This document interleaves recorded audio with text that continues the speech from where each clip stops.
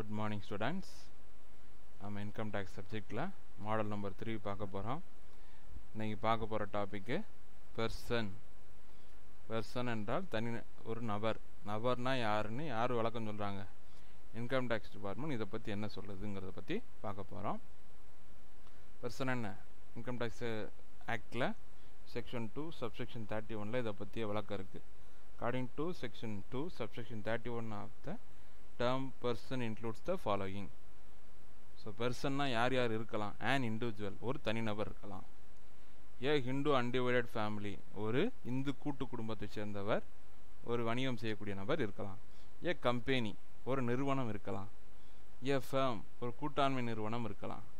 an association of person or body of individuals, so association of person, நிறைய நபர் தனிநபர்கள் சேர்ந்த ஒரு அமைப்பு இருக்கலாம்.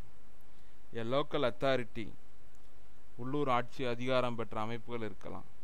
Every artificial juridical person not falling with any of the presiding sub classes, ஏற்கனவே மேற்சொல்லப்பட்ட இல்லை அந்த பட்டியலில் இல்லாத நபர்கள் அவங்க இருக்கலாம். Association of persons, body of individuals or local authority or artificial juridical persons shall be deemed to be a person. இவங்கெல்லாம் என்னவா கருதலாம்? Deemed to be a person அர்த்தம் தனிநபராக கருதப்படும். ஒரு அமைப்போ ஒரு அதிகாரம் பெற்ற உள்ளாட்சி அமைப்புகளோ, நகராட்சி, உள்ளாட்சி, ஊராட்சி அமைப்புகளோ, இல்லை கல்வி நிறுவனங்கள், பல்கலைக்கழகம், கல்வி நிறுவனங்களோ என்னவா கருதலாம்? பர்சனாக கருதலாம்.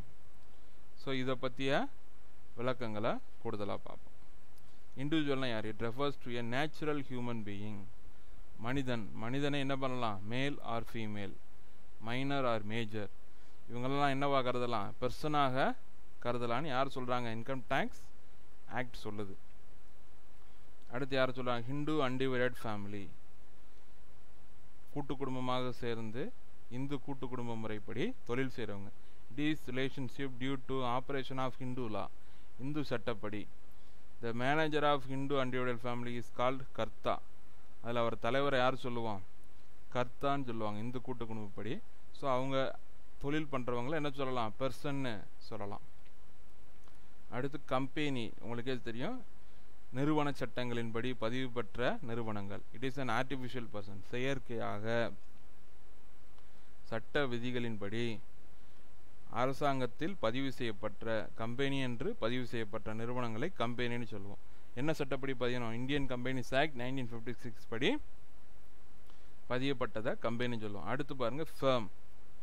ஃபேம்னா நிறுவனங்கள். என்ன நிறுவனம்? It is an entity which comes into existence as a result of partnership agreement.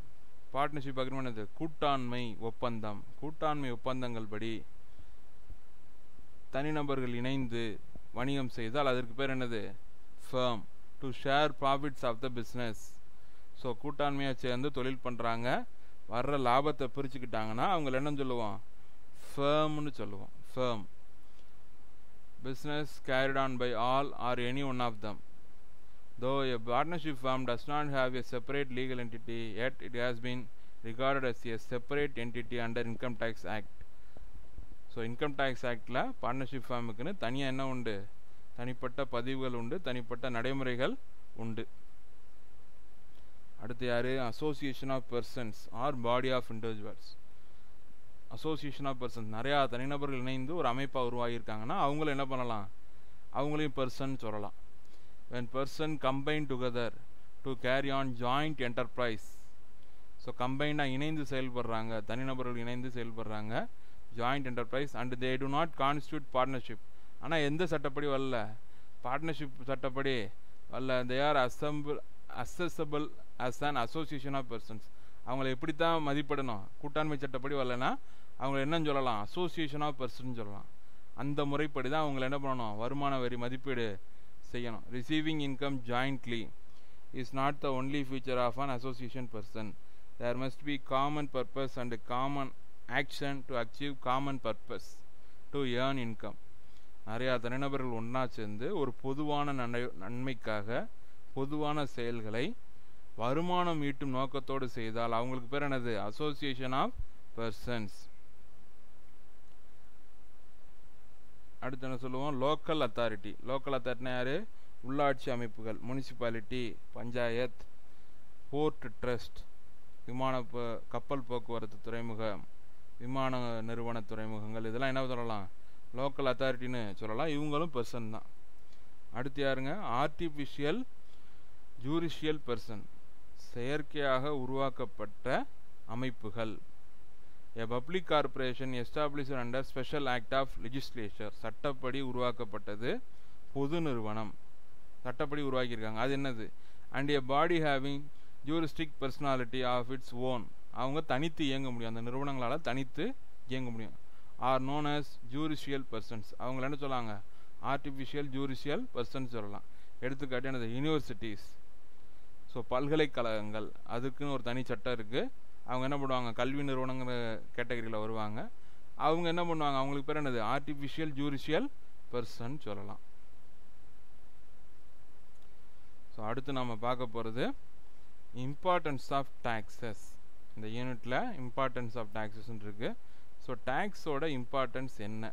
எல்லாருக்குமே நம்ம ஏற்கனவே ஃபஸ்ட் மாடலில் பார்த்துருக்கோம், செகண்ட் இதுலேயும் ஒரு தெளிவானதை பார்த்துருக்கோம். Now that we understand the types of taxes in the Indian tax structure, let us review the importance of taxes. Importance of direct tax. Direct tax is நேரடி வரி விதிப்பு. Direct tax display the importance of taxes by reducing income inequalities. So நேரடி வரி விதிப்பு முறையின் மூலமாக தனி மனிதர்களுக்கிடையே உள்ள இன்இக்வாலிட்டி, சமத்துவமின்மையை போக்க முடியும். வருமானத்தை சமத்துவமாக கொண்டு வர முடியும். With its progressive tax structure, ஒரு சிறந்த வருமான வரி அமைப்பின் மூலமாக இதை செய்ய முடியும். Citizens are taxed in proportion to their economic circumstances. Citizens are taxed. ஒவ்வொரு சிட்டிசனுக்கும் எது விதிக்கிறாங்க? வரி விதிக்கிறாங்க. எதை வச்சு வரி விதிக்கிறாங்க? எந்த வச்சு? அவங்களோட எக்கனாமிக் பொருளாதார சூழ்நிலையில் வச்சு. அவர் நல்லா சம்பாதிக்கிறாருன்னா அவருக்கு என்ன வருது? 10 லட்சத்துக்கு மேலே போகுதுன்னா 30% டேக்ஸு. அவரோட வருமானம் 25 லட்சம்னா அவருக்கு அதில் 25 லட்சத்துக்கு எத்தனை % டேக்ஸ் கட்டணும்? 30% டேக்ஸ் கட்டணும். Are taxed in proportion to their economic circumstances, thereby encouraging social and economic equality. இதன் மூலமாக என்ன கிடைக்கும்? சமுதாயத்தில் பொருளாதார சமத்துவத்தை ஏற்படுத்த முடியும். Moreover, with the direct taxes, taxpayers remain aware of how much tax they can be expected to pay in a financial year and prepare well in advance. So இது மேற்கொண்டு அவர் என்ன பண்ணுவாங்களாம்? தயாரிக்கலாம். எவ்வளோ வரி கட்டணும், எவ்வளோ இந்த வருஷம் வருமானம் கிடைக்கும், எவ்வளோ வரி கட்ட வேண்டியிருக்குங்கிறதையும் தீர்மானிக்கலாம். Direct taxes are also useful in controlling inflation, as any change in their rates can help in regulating demand and supply in the economy. So அந்த டேக்ஸ் ரேட்டு மூலமாக என்ன பண்ணலாம்? எக்கனாமியை ஓரளவு கண்ட்ரோலுக்கு அரசாங்கத்தால் கொண்டு வர முடியும்.